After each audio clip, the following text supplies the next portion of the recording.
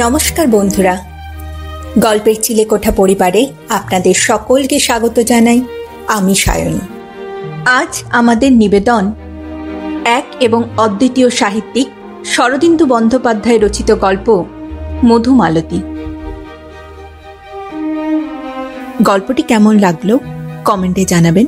যদি ভালো লাগে লাইক করবেন, আর চ্যানেলটিতে যদি নতুন হয়ে থাকেন সাবস্ক্রাইব করবেন। তবে চলুন শুনে নেওয়া যাক আজকের গল্প। শ্রী শরদিন্দু বন্দ্যোপাধ্যায় রচিত মধুমালতী।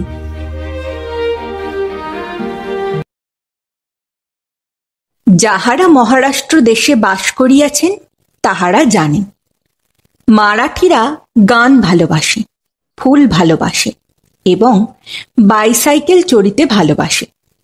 পুনার অলিতে গলিতে ফুলের দোকান, গান বাজনার আখড়া আর সাইকেলের আড়ত। আড়তে সাইকেল ভাড়া পাওয়া যায়। 1 আনা ভাড়া দিয়া 1 ঘন্টা সাইকেল চড়িয়া বেড়াও। মেয়ে মদ্য সবাই সাইকেলে চড়ে, বিশেষত কলেজের ছেলে মেয়েরা।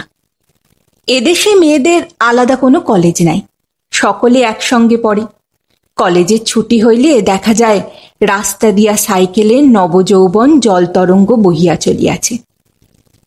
আমি প্রথম যেবার পুনায় আসি, সেবার শহরের দক্ষিণ পশ্চিম কোণে একটি হোটেলে মাসখানেক ছিলাম। রাস্তার নাম তিলক রোড। অদূরে এসপি কলেজ। আরও একটু দূরে টিলার মাথায় পার্বতী মন্দিরের চূড়া দেখা যায়। দক্ষিণ দিক ফাঁকা, দিগন্তে পাহাড়ের চক্ররেখা। এই চক্ররেখা চক্ষু দ্বারা অনুসরণ করিলে সিংহগড় দুর্গ চোখে পড়ে। শিবাজী মহারাজের সিংহগড়, যে সিংহগড় জয় করিবার মুহূর্তে তানাজি মালেশ্বর প্রাণ দিয়াছিলেন। সিংহগড়ের সিংহ গিয়াছে পড়ে, আছে এখন শুধু গড়। শীতের শেষ, রাস্তার ধারে আম গাছে বোল ধরিয়াছে। মিষ্ট কষায় গন্ধে চারিদিক আমোদিত। আমি ডাক্তারের আদেশে পুনায় আসিয়াছি। সকাল বিকেল পদব্রজে ঘুরিয়া বেড়াই। হোটেলে আমার দ্বিতলের ঘরের সম্মুখে ছোট্ট একখানি ব্যালকনি আছে, সেখানে দাঁড়াইয়া রাস্তার লোক চলাচল দেখি। বোম্বাইয়ে থাকাকালে যে পেট জবাব দিয়াছিল, তাহা এখন নানাবিধ স্থানীয় খাদ্য অম্লান বদনে হজম করিতেছে। দহি বড়া, ইডলি সম্বর, ধোসা কিছুই বাদ পড়ে না।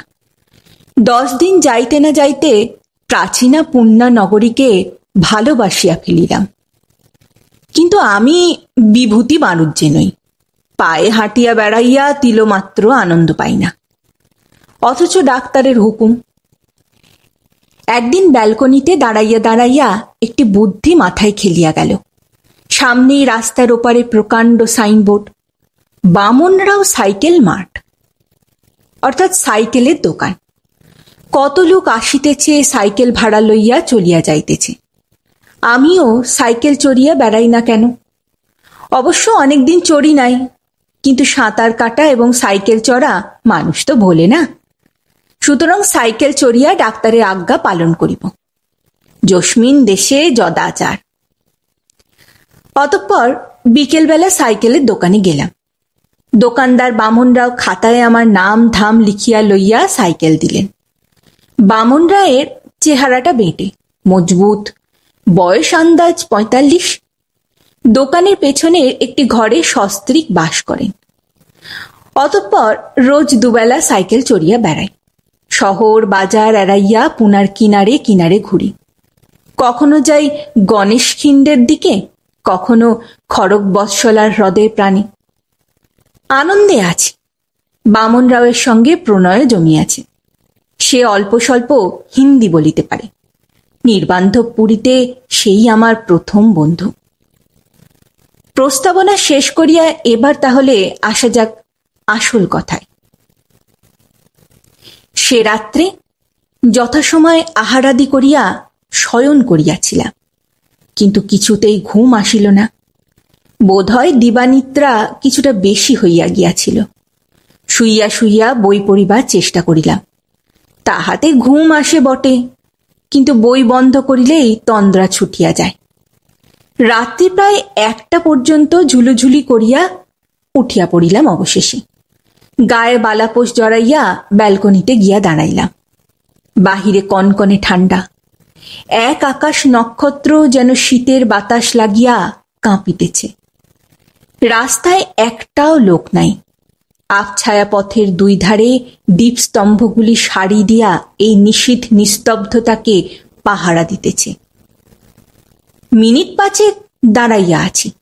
উত্তপ্ত মুখে বাতাসের শীতল করস্পর্শে মন্দ লাগিতেছে না। হঠাৎ রাস্তার একদিক হইতে কিরিং কিরিং শব্দ কানে আসিল। সাইকেল আসিতেছে। একটু বিস্মিত হইয়া সেই দিকে তাকাইলাম, কিন্তু সাইকেল দেখা গেল না। এখনো বোধহয় অনেক দূরে। নির্জন রাস্তা, অন্ধকার নগরী। সাইকেল চালক তবে কাহাকে দেখিয়া ঘণ্টি বাজাইল? তাকাইয়া রইলাম। অস্পষ্টভাবে দেখা গেল একজোড়া সাইকেল পাশাপাশি আসিতেছে। তাদের ল্যাম্প নাই। সহসা মধুর হাসির শব্দ কানে আসিল। 2 জন একসঙ্গে হাসিতেছে। একজন পুরুষ, একজন স্ত্রীলোক, কিন্তু দুজনের হাসি এক সুরে বাঁধা। একজন উদারা তো একজন মুদারা। সাইকেল দুটা ক্রমশ কাছে আসিতেছে।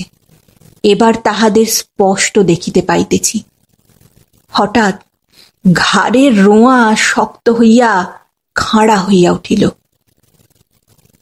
সাইকেল দুটা আসিতেছে বটে, কিন্তু তাহাদের আরোহী নাই। আরোহীর আসন শূন্য। কেবল 2টা জোড় সাইকেল পরস্পর সমান্তরালে চলিয়া আসিতেছে। বুকের রক্ত হিম হইয়া গিয়াছে, তবু বিস্ফারিত চক্ষে চাহিয়া আছি। সাইকেল দুটা স্বচ্ছন্দ গতিতে আসিতেছে, কোনো তড়া নাই। ঠিক আমার সামনে দিয়া যাইতে যাইতে থামিয়া গেল। মনে হইল অদৃশ্য আরোহীরা সাইকেল হইতে নামিল। নিথর বাতাসে যেন ফিস ফিস কথা বলার আওয়াজ শুনিতে পাইলাম। তারপর সাইকেল দুটি বামন রাওয়ের দোকানের দিকে গেল। দরজা বন্ধ। সাইকেল দুটি দরজার গায়ে হেলিয়া দাঁড়াইল। কিং করিয়া একবার ঘণ্টি বাজাইল। তারপর আর কোনো সারা শব্দ নাই। ব্যালকনি হইতে আমি ঘরে আসিয়া বসিলাম। এ কি চোখের ভুল? কিন্তু না, শুধু চোখের ভুল তো হইতে পারে না। হাসি শুনিয়াছি, ঘণ্টির আওয়াজ শুনিয়াছি। তবে কি অনিদ্রাবশত আমার মস্তিষ্ক এতই উত্তপ্ত হইয়াছে যে জাগিয়া দুঃস্বপ্ন দেখিতেছে? কিংবা হঠাৎ একটা কথা মনে হওয়াতে আমি আবার তাড়াতাড়ি ব্যালকনিতে ফিরিয়া গেলাম। বামন রাওয়ের দরজা যেমন বন্ধ ছিল তেমনই বন্ধ আছে, কিন্তু সাইকেল দুটা অদৃশ্য হইয়াছে। শেষ রাত্রের দিকে অবশ্য ঘুমাইয়া পড়িলাম। যখন ঘুম ভাঙিল তখন বেলা 9টা বাজিয়া গিয়াছে। প্রাতঃভ্রমণের আর সময় নাই, কারণ পুনায় শীতকালেও রৌদ্র বেশ কড়া। প্রাতঃকৃত্য সারিয়া ব্যালকনিতে গিয়া দাঁড়াইলাম। বামন রায়ের দোকান খোলা রইয়াছে। রাস্তায় কর্মব্যস্ত মানুষের ভিড়। মোটর টাঙা অটোরিকশা এবং সাইকেলের ছোটাছুটি।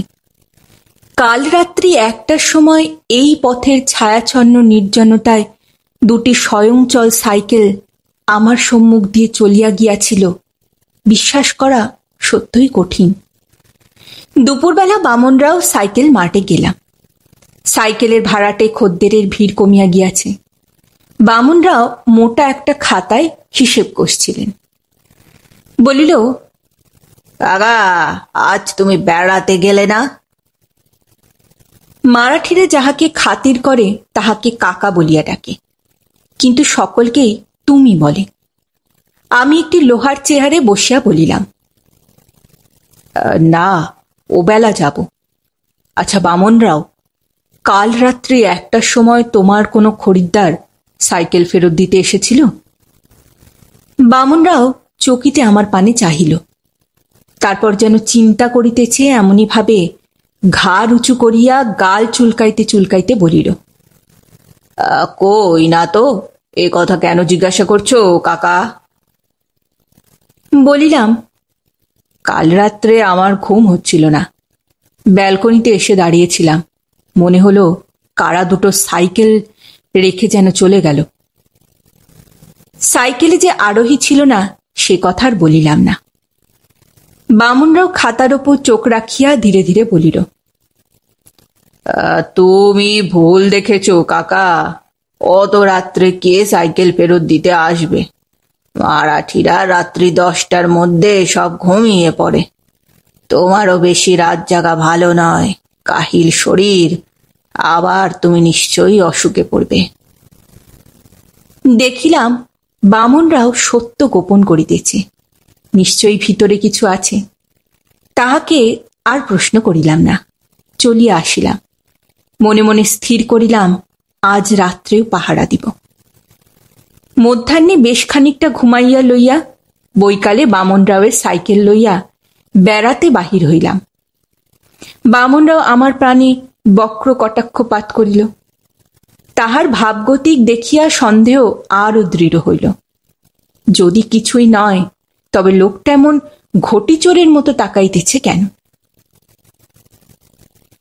রাত্রি 9:30 পর আহার সম্পন্ন করিয়া ঘরের আলো নিভাইলাম। ব্যালকনিতে চেয়ার লইয়া বসিলাম।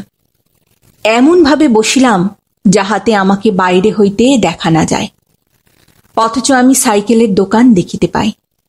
বসিয়া বসিয়া দেখিতে লাগিলাম নগর ধীরে ধীরে ঘুমাইয়া পড়িতেছে। দোকানগুলি একে একে সব বন্ধ হইয়া গেল। রাস্তায় যানবাহনের চলাচল বিরল হইয়া থামিয়া গেল। বামুনরাও প্রায় রাত 10:30টার সময় দোকান বন্ধ করিল, কিন্তু দুটো সাইকেল বাহিরে পড়িয়া রইল। দরজা লাগাইবার সময় সে উৎকণ্ঠিত চক্ষে আমার ব্যালকনির দিকে একবার তাকাইল। আমি ঘাপটি মারিয়া রহিলাম। নগর গুঞ্জন ক্ষান্ত, রাত্রির গাঢ়তা ঘনীভূত হইতে লাগিল। পথের দীপস্তম্ভমালা নিষ্পলক চাহিয়া আছে। আকাশে লুলুব্ধ নক্ষত্র মৃগশিরাকে ধরিবার জন্য ছুটিয়াছে, কিন্তু ধরিতে পারিতেছে না। ঘড়িতে তখন রাত 11:30। গায়ে বালাপোষ সত্ত্বেও বেশ কাঁপুনি ধরিয়াছে। আমি সঙ্গে একটা মাংকি ক্যাপ আনিয়াছি, সেটি মাথায় পড়িলে কান দিয়া ঠান্ডা ঢুকিতে পারিবে না। বামুনরাওয়ের দোকানের দিকে তাকাইয়া দেখিলাম বন্ধ দরজার সামনেই সাইকেল দুটি পরস্পর ঠেস দিয়া এখনো দাঁড়াইয়া আছে। চট করিয়া ঘরে গিয়া মাংকি ক্যাপ পরিয়া ফিরিয়া আসিলাম। বোধহয় আধ মিনিটও সময় লাগে নাই। কিন্তু এ কি, ইহার মধ্যেই সাইকেল দুটি অদৃশ্য হইয়াছে। বোকার মতো চাহিয়া রইলাম। দূরে টিং টিং করিয়া সাইকেলের ঘণ্টি বাজিল। একটু মিষ্ট হাসির আওয়াজও যেন ভাসিয়া আসিল। উহারা কি তবে উৎপাতিয়াছিল? আমি যে পাহারা দিতেছি তাহা তারা জানিতে পারিয়াছে। আমার ঘাড়ের রোঁয়া আবার কাঁটা দিয়া উঠিল, কিন্তু ছাড়িব না। একবার বোকা বনিয়াছি, দ্বিতীয়বার বোকা বনিব না। যখন সাইকেল লইয়া গিয়াছে তখন নিশ্চয়ই ফিরিয়া দিতে আসিবে। বামুনরাওয়ের দরজার উপর চোখ রাখিয়া বসিয়া রহিলাম। 1টা বাজিল, একটু সজাগ হইয়া বসিলাম। 2টা বাজিল, এখনো সাইকেলের দেখা নাই। মাঝে মাঝে মনটা খালি হইয়া যাইতেছে, চোখ দুটা জুড়িয়া আসিতেছে। চোখে কিছু দেখিলাম না, কানেও কিচ্ছু শুনিলাম না। হঠাৎ পঞ্চেন্দ্রিয় সতর্কভাবে সজাগ হইয়া উঠিল। সাইকেল দুটা চুপি চুপি বামুনরাওয়ের দ্বারের দিকে যাচ্ছে। নিঃশব্দে তাহারা পরস্পরের গায়ে হেলান দিয়া দাঁড়াইল। টুং করিয়া একবার ঘণ্টির মৃদু শব্দ হইল। তারপর আর কোনো সারা শব্দ নাই। যাহারা সাইকেল চড়িয়া আসিয়াছিল তাহারা চলিয়া গিয়াছে। 5 মিনিট, 10 মিনিট কাটিয়া গেল। তন্দ্রাবেশ ততক্ষণে ছুটিয়া গিয়াছে। নিষ্পলক চক্ষে সাইকেল মাঠের পানে চাহিয়া আছি। খুট করিয়া শব্দ হইল।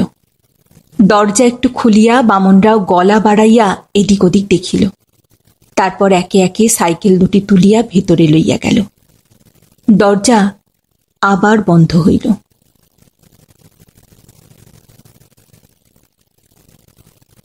পরদিন দ্বিপ্রহরে সাইকেল মাঠে গেলাম। বামনরাও একলা ছিল।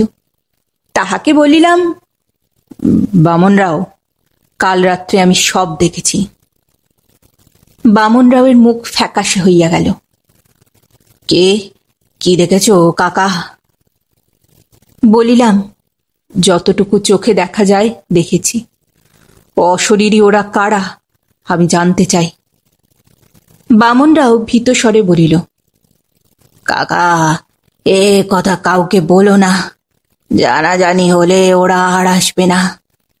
ওরা ভারী পয়মন্ত। ওরা যদি আর না আসে আমার দোকান বন্ধ হয়ে যাবে। কাউকে বলো না, দোহাই তোমার। বেশ, কাউকে বলবো না, কিন্তু ব্যাপারটা আমাকে বলতে হবে।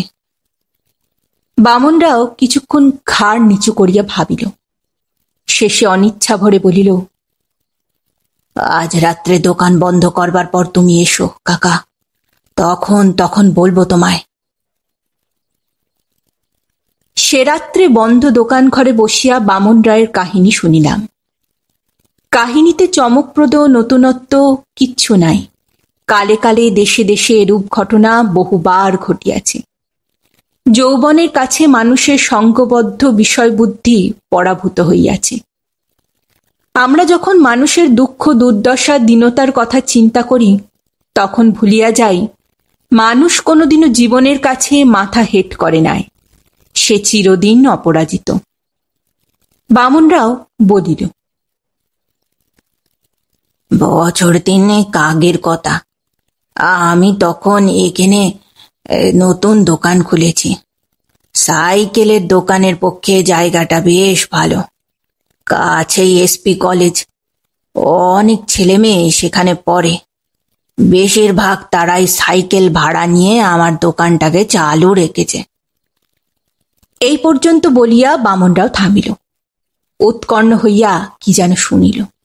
তারপর বলিল, একটু বসো কাকা, আমি আসছি, একটু বসো। সে দরজা খুলিয়া 2টি সাইকেল বাহিরে রাখিয়া আসিল। একটি মেয়েদের সাইকেল আর একটি পুরুষদের। বাহিরে তখন নিশুতি হইয়া আছে। বামনরাও ফিরিয়া আসিয়া কহিল, তাহার স্ত্রী 2 বাটি গরম চা রাখিয়া গেল। এক বাটি আমার দিকে ঠেলিয়া দিয়া এবং অন্যটি নিজের কোলের কাছে টানিয়া লইয়া বামনরাও আবার শুরু করিল। এসপি কলেজে একটি ছেলে পড়ত। তার নাম মধুকর। বোধহয় উঁচু ক্লাসে পড়ত। আমি যখন তাকে দেখি তখন তার বয়স 21 কি 22।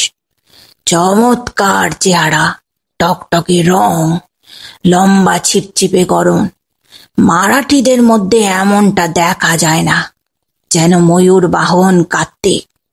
খুব ভালো ক্রিকেট খেলতে পারত। আমি দোকান খোলবার পর এই মধুকর প্রায়ই আসত। আর নিজের সাইকেল ছিল না তার। হেঁটে হেঁটে কলেজ আসত। কোথাও বেড়াতে যাবার ইচ্ছে হলে আমার কাছ থেকে সাইকেল ভাড়া নিয়ে তবে যেত। কত ছেলেই তো আসে, কিন্তু মধুকরের চেহারায় এমন একটা মিষ্টতা ছিল, ব্যবহারে এমন শান্ত ছেলে মানুষই ছিল যা সচরাচর চোখে পড়ে না। বড় বংশের ছেলে, চিৎপাবন ব্রাহ্মণ, কিন্তু শরীরে এতটুকু অহংকার ছিল না। একদিন মধুকরের সঙ্গে একটি মেয়ে এলো। সম্প্রতি স্কুল থেকে পাশ করে কলেজে ঢুকেছে। ছোটখাটো মেয়েটি, বয়স বড়জোর 17। মধুকরের মতো অত সুন্দর নয়, কিন্তু ভারী মিষ্টি নরম চেহারা। নাম মালতী। মধু আর মালতী 2টি সাইকেল নিয়ে চলে গেল। এদেশে মেয়েদের পর্দা নেই, কোনোদিনও ছিল না। উত্তর ভারতের এই ম্লেচ্ছ বর্বরতা মারাঠা দেশে কখনো স্বীকার করে নেয়নি। আমাদের ছেলেমেয়েরা একসঙ্গে স্কুল কলেজে পড়ে। একসঙ্গে খেলাধুলো করে। এখানে ছেলেমেয়েরা চোখোচুকি হলে প্রেমে পড়ে না, কিন্তু যখন সত্যি প্রেমে পড়ে তখন মা বাপকে গিয়ে বলে। মা বাপ বিয়ে দিয়ে দেন। একটি ছেলে আর একটি মেয়ে একসঙ্গে ঘুরে বেড়াচ্ছে দেখলে কেউ কিচ্ছুটি মনে করে না, টিপ্পনিও কাটে না। যা হোক, মধু আর মালতী মাঝে মাঝে আসে, সাইকেল নিয়ে বেড়াতে বেরোয়, আবার সন্ধ্যার পরে সাইকেল ফেরত দিয়ে যায়। অন্য ছেলে মেয়েরাও আসে। কাছে পিঠে অনেক খোলা জায়গা আছে যেখানে একটু সবুজ ঘাসের টুকরো পায়, সেখানে বসে দুদণ্ড গল্প সল্প করে, তারপর যে যার ঘরে ফিরে যায়। বামুনরাও একটু চুপ করিল, উৎকর্ণ হইয়া কি যেন শুনিল, তারপর নিম্ন স্বরে বলিল, ওরা সাইকেল নিয়ে গেল কাকা। আমার কৌতূহল হলো, দ্বার খুলিয়া উকি মারিলাম। সাইকেল দুটা সত্যি অদৃশ্য হইয়াছে। ফিরিয়া আসিয়া বসিলে বামন রায় বলিল, যাও, তারপর শোনো। একদিন অন্য দুটি কলেজের ছেলে নিজেদের মধ্যে কথাবার্তা বলতে শুনলাম আমি। মালতীও খুব বনেদি ঘরের মেয়ে, কিন্তু দুই বংশে ভীষণ শত্রুতা। আজকের শত্রুতা নয়, সেই পেশোয়ার আমল থেকে চলে আসছে। সেকালে দুই পক্ষের রাস্তাঘাটে দেখা হলে ছোড়াছুড়ি চলত, এখন দুপক্ষ মুখ ফিরিয়ে চলে যায়। তারা যদি জানতে পারে মধু আর মালতী একসঙ্গে সাইকেলে চড়ে বেড়াতে যায়, কুরুক্ষেত্র কাণ্ড হবে। কিছুদিন পরে দেখলাম মধু আর মালতী সাবধান হয়েছে, একসঙ্গে আর দোকানে আসে না। সন্ধ্যের পর মধু দুইখানি সাইকেল নিয়ে যায়, মালতী বোধহয় আড়ালে কোথাও লুকিয়ে থাকে। তারপর সকলের চোখ এড়িয়ে দুজনে বেরোয়। ওদের বাড়ির লোকেরা বোধহয় কিছু সন্দেহ করেছিল। একদিন রাত 8:30টার সময় ওরা দুজনে সাইকেল ফেরত দিতে আসলো। দুজনের মুখ তৃপ্তিতে ভরা। মালতী একবার মধুকরের মুখের পানে তাকালো। সেই চাহনি দেখে বুঝতে পারলাম এ শুধু যুবক যুবতীর মধ্যে সহজ বন্ধুত্ব তো নয়, মালতীর বুক মধুতে ভরে উঠেছে। কাকা, আমার বয়স হয়েছে, ভালোবাসাবাসির ব্যাপার অনেক দেখেছি।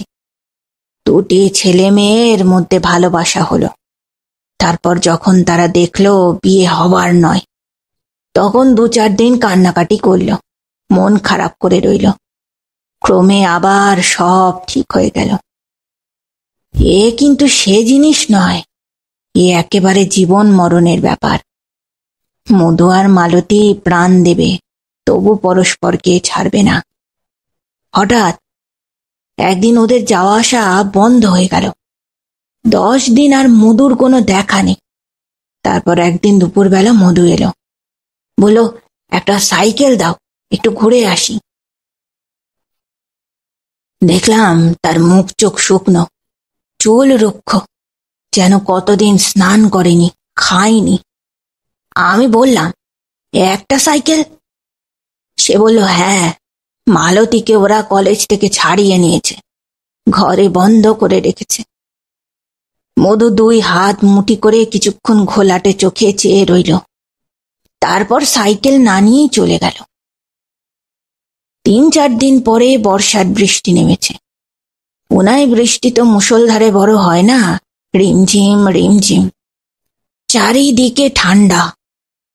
আমার দোকানে রাত্রি 9টার মধ্যেই খদ্দের আসা বন্ধ হয়ে গেছে। আন্দাজ 9:30টার সময় আমি দোকান বন্ধ করে শুতে যাচ্ছি। দরজায় ঠক ঠক টোকা পড়ল। দোর খুলে দেখি মধু আর মালতী।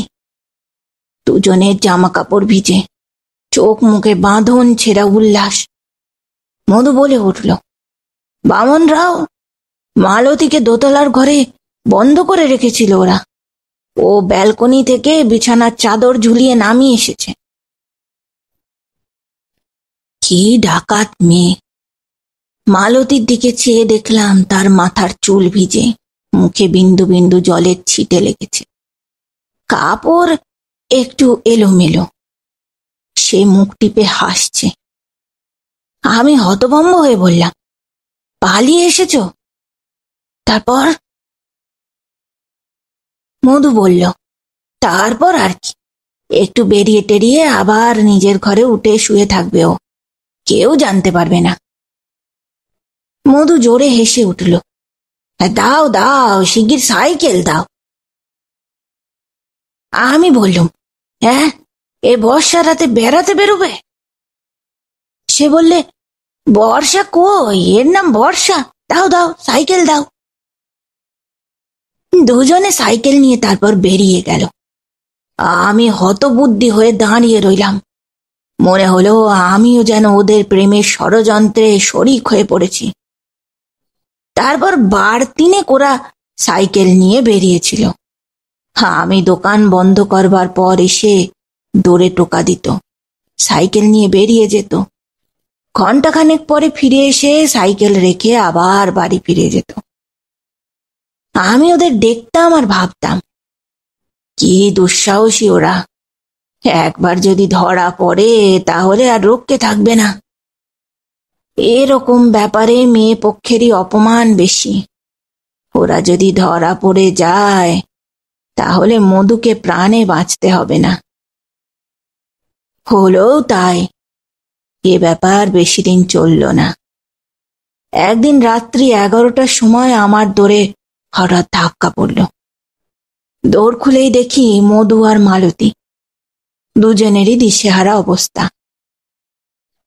মধু বলল, বামনরাও, শিগগির সাইকেল দাও, ওরা জানতে পেরেছে। বললাম, সে কি, এত রাত্রে তোমরা কোথায় যাবে? সে বললে, তা তো জানি না। এই সময় দূরে মোটর বাইকের ফটফট শব্দ শোনা গেল। মালতী চমকে উঠল, বলে, ওই দাদা আসছে। ওরা দাঁড়ালো না, দুটো সাইকেল নিয়ে বিদ্যুতের মতো বেরিয়ে গেল। আমি তাড়াতাড়ি দরজা বন্ধ করতে গেলাম, কিন্তু তার আগেই মোটর বাইক এসে দোকানের সামনে থামলো। আরোহীরা চড়া গলায় আমায় জিজ্ঞেস করল, একটা মেয়ে আর একটা ছেলে এখান থেকে সাইকেল নিয়ে গেছে? আমি ঢোক গিলে বললাম, হ্যাঁ। সে প্রশ্ন করলে, কোন দিকে গেছে?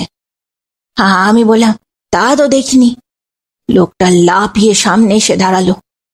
তার কোমরে একটা খাপ শুদ্ধ ছোড়া গোজা রয়েছে, ভারী জোয়ান চেহারা, কিন্তু মুখের আদল থেকে চেনা যায় মালতীর দাদা।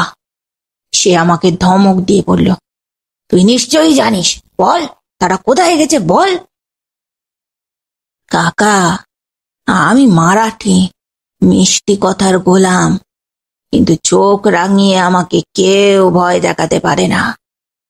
আমি একটা স্প্যানার তুলে নিয়ে বললাম, যাও আমার দোকান থেকে, নইলে মাথা ফাটিয়ে দেব। এই সময় আরেকটি মোটর বাইক এসে দাঁড়ালো। তার আরোহী ডেকে বলল, জয়ন্ত, খবর পেয়েছি, ওরা সিংহগড়ের দিকে গেছে। মালতীর ভাই এক লাফে গিয়ে নিজের মোটর বাইকে বসলো।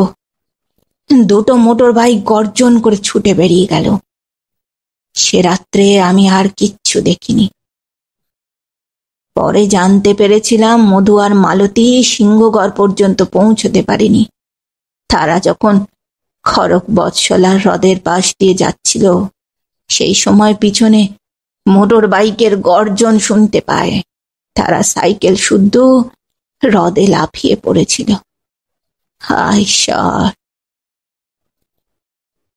বামনরাও কিছুক্ষণ চুপ করিয়া রইল। আমিও ভাবতে লাগলাম, এছাড়া এ গল্পের অন্য পরিণতি কি ছিল? যাহারা পরস্পরকে একান্তভাবে চায় তাহারা ব্যর্থ হইয়া আত্মহত্যা করে কেন? প্রেম কি তবে একটা সাময়িক উন্মাদনা? কিংবা সংসার এত প্রেম পছন্দ করে না, তাই তাহার এই পরিণাম? কিন্তু গল্প এখনো শেষ হয় নাই। বলিলাম, তারপর? বামনরাও একটা নিঃশ্বাস ফেলিয়া চোখ তুলিল। তারপর দিন 10 কেটে গেল। ওদের মৃত্যু নিয়ে শহরে তখন বেশ হইচই হয়েছিল। তাও ক্রমে নিভে গেল। দুটি অপরিণত বুদ্ধি ছেলে মেয়ের হঠকারিতার কথা কে বেশি দিন মনে রাখে বলুন? দৈনিক কাগজে খানিক লেখালেখি হলো, সাপ্তাহিক পত্রিকায় কবিতা বেরুলো, তারপর সব চুপচাপ। একদিন অনেক বর্ষা নেমেছে। আমি 10টার মধ্যেই দোকানপাট বন্ধ করে শুয়ে পড়েছি। তন্দ্রা এসেছে। এমন সময় দূরে খুটখুট শব্দ হলো। তন্দ্রা ছুটে গেল। আমি ধড়মড়িয়ে উঠে বসলাম। ঠিক মধু যেভাবে টোকা দিত সেই টোকা। কিছুক্ষণ চুপ করে বিছানায় বসে রইলুম। আবার টোকা পড়ল। তখন উঠে দরজা খুলল। আশ্চর্য, বাইরে কেউ নেই। টিপ টিপ বৃষ্টি পড়ছে, জনমানুষ নেই। দরজা বন্ধ করে যেই পিছু ফিরেছি অমনি আবার টোকা। আবার দরজা খুললাম। কেউ নেই। গায়ে কাঁটা দিয়ে উঠল আমার। এরকম বার 5 হবার পর বুঝতে পারলাম ওরা এসেছে। সাইকেল চায়। 2টো সাইকেল বাইরে রেখে দোর বন্ধ করে দিলাম। আর টোকা পড়ল না। 10 মিনিট পরে দরজা খুলে সন্তর্পণে গলা বাড়ালাম। সাইকেল অদৃশ্য। ঘণ্টাখানেক বাদে বাইরে কিরিং শব্দ হইল। দোর খুললাম। সাইকেল ফিরে এসেছে। সেই থেকে রোজ এই ব্যাপার চলছে। তুমি নিজের চোখে দেখে ফেলেছ। তোমার কাছে তো লুকাবার কিছু নেই। সে চেষ্টাও বৃথা। আমি আর আমার স্ত্রী ছাড়া আর কেউ জানে না। তবে ওরা ভারী পয়মন্ত। 2 দিন না এলে আমার খদ্দের কমে যায়। কাকা, তুমি কাউকে বলো না। আমি বলবো না, একদমই না বলিয়া আমি উঠিলাম। এই সময় বাহিরে সাইকেলে মৃদু ঘণ্টি বাজিল। কিরিং। আমি বামন রাওয়ের সঙ্গে দৃষ্টি বিনিময় করিলাম। সে গিয়া দ্বার খুলিল। দেখিলাম সাইকেল দুটি পরস্পরের গায়ে হেলান দিয়া দাঁড়াইয়া আছে।